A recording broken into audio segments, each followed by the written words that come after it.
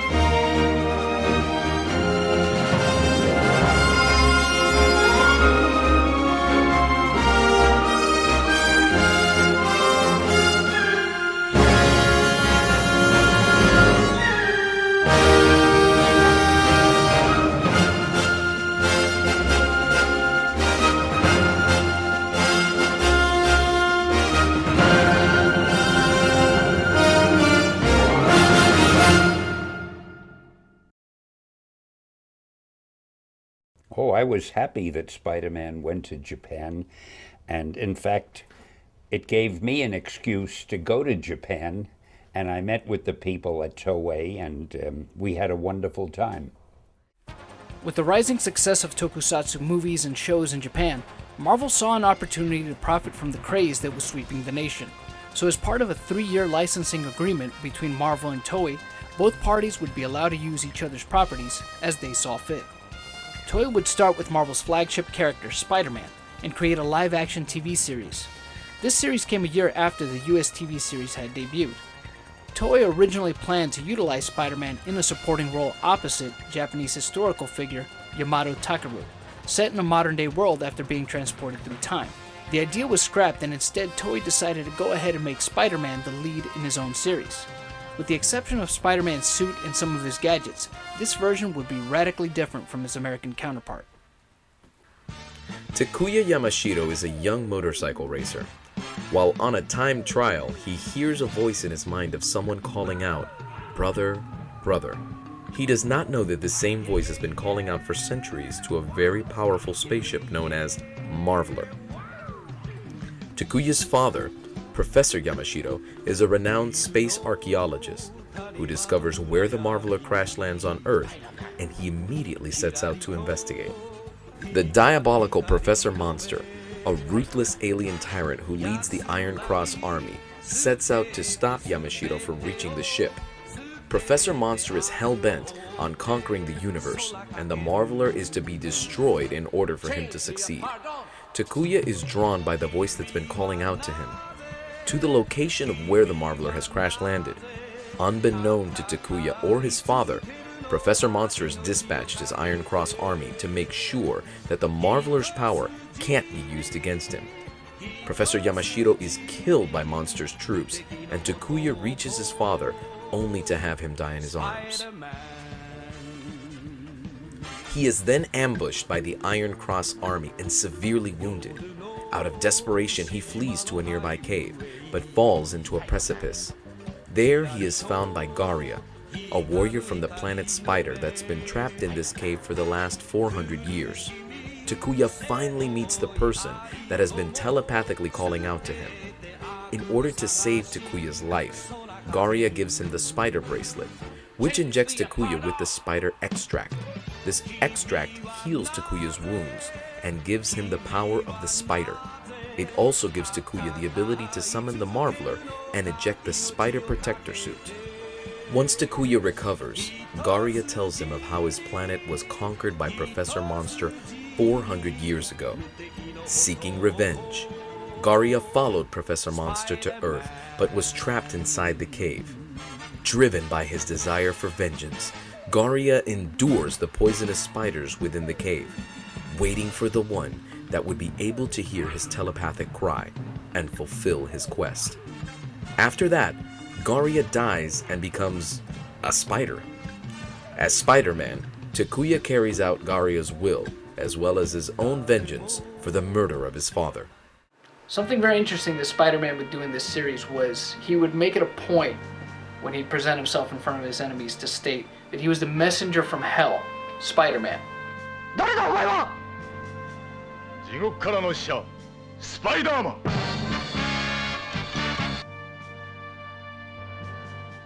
This show follows the typical Toei formula of the hero thwarting the villain's current scheme and culminating in a battle with the monster of the day. The key difference is that this show would introduce a new aspect to the scenario. When the battle would escalate, the monster would alter itself and grow to an enormous height. This was where the Marveler became essential, since it transformed into the fighting robot, Leopardon. Katsushi Murakami was the gentleman who created Leopardon, and he was given permission by the producer, Yoshinori Watanabe, to actually go ahead and do whatever was necessary to make the series a hit. So what he did was he targeted it towards a younger audience and utilized the giant robot gimmick, which was very popular in Japan at that time. He was also responsible for giving Spider-Man his E.T. origin. They took a writer from Massinger C, Mr. Susumu Takaku, to actually go ahead and start out the initial run of the series. This hero using a giant robot dynamic would be pivotal to the future of Super Sentai. This would also become the reason Sentai would become Super Sentai. Japanese Spider-Man would be considered the spiritual predecessor to the Super Sentai concept. Go Ranger and Jacker were considered Sentai shows and were placed under Toei's umbrella label Choziki Zen Sentai, or All Century Sentai, which is hero shows without giant robots. Go Ranger and Jacker would later be retconned in 1995, with O Ranger being dubbed the 19th season. Having great success with Spider-Man, for Toei's second joint venture with Marvel, they planned an adaptation of Captain America. The end result would be Battle Fever J. In this series, Secret Society Egos is a cult of egocentrics that want nothing more than to see the world in chaos. In order to stop the threat of Egos, 4 young agents go through specialized training in various countries, along with a member of the FBI whose father was murdered by Egos. The 5 are assembled by General Kurama of the National Defense Ministry. They're given specialized suits, and with their groovy dancing, become Battle Japan, Battle Cossack, Battle France, Battle Kenya, and Miss America, based on the Marvel character of the same name. They form Team Battle Fever. This team, like its predecessors, had a base and various gadgets and vehicles, including a giant robot called Battle Fever Robo, which did not combine or transform. Battle Fever J would be the first Sentai to have an orange and black ranger, though they were designated by their countries and not by their actual colors. They were also the first team to have a giant robot, thus making them the first Super Sentai series in history. They would also be the first team to have an active member replaced and an active member die, also making him have to be replaced. The following year, Toei released its second Sentai series under the Marvel copyright. Denshi Sentai Denziman became the 4th installment of Super Sentai. In this story, humanity finds itself threatened by aliens from another dimension. The Vader clan laid waste to the planet Denzi Star 3,000 years ago. Miraculously, Denziland, an island from the planet Denzi Star, makes its way to Earth. In modern day, the Vader clan, led by the evil Queen Hedrian, has finally reached Earth. As they approach, Denziland's computer system activates the Denzi Dog, IC, a robotic canine tasked with finding 5 people that might be descendants of the Denzi, so that they can protect the Earth. They're given 5 rings that grant them powers and the ability to transform into humanity's defenders, Electronic Squadron Denjiman. With Denziman, we see some innovations. We see the first portable transforming device, we see the first transforming giant robot, and we also see the first female villain in Queen Hedrian, who was inspired by Marvel's Hela. This is also the first time that we see Machiko Soga, who most Western audiences know as Rita Repulsa. Denziman ended up becoming the most popular Sentai series since Go Ranger. Because of this, Toei wasn't sure if they could outdo themselves, so they considered extending Denziman by another year. Instead, they made a sequel series. They were originally going to call it Plazaman, which would be the Denziman team returning, but with new suits and powers. However, that didn't happen either. They did settle on a sequel series to Denziman, but with a new team called Taiyo Sentai Sun Vulcan. Sometime after the events of Denjiman, a new foe named the Black Magma Machine Empire rises, with the ability to cause and control worldwide natural disasters. The EPDS, Earth Peace Defense Squad, gathers to create the Solar Squadron to combat this threat. Commander Arashiyama unites 3 specialists from the Navy, Air Force, and Rangers to form Sun Vulcan. When Black Magma attacks, they are thwarted by Sun Vulcan, who has completed their training just in time. The leader of the Black Magma Machine Empire, Black Fuhrer Hell Satan, prays to the Black Solar God for guidance, and the god responds by ordering him to revive Queen Hedrian.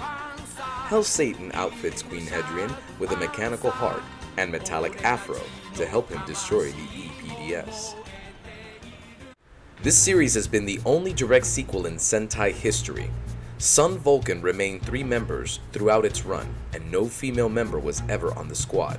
Despite many female characters on the show and a female villain, this made many fans upset. They were the first team to have an animal theme, and the first multiple unit combining robot. Mid-season, the original Vol Eagle, Ryusuke Kawasaki, decided to continue his singing career and left the series. His replacement, Takayuki Godai, or Vol Eagle 2, was the first to be armed with a sword as his weapon of choice, and have a finisher with said weapon in Sentai history.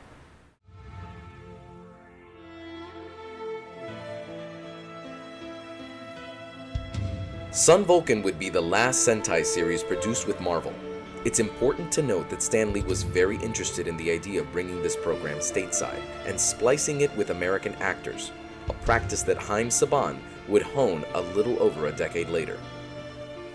Ultimately, Marvel was unable to secure an agreement with an American TV network.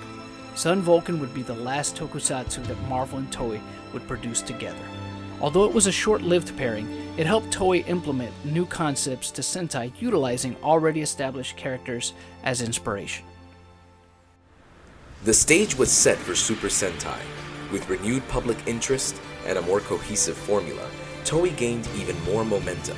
But what about the US? Would the concept of Super Sentai be dropped entirely? Before its major network debut in 1993, a Sentai would find its way to a mass American audience, but not in the way it was expected. Who can stop them? Who can save the world? Who? That's who. Check this out.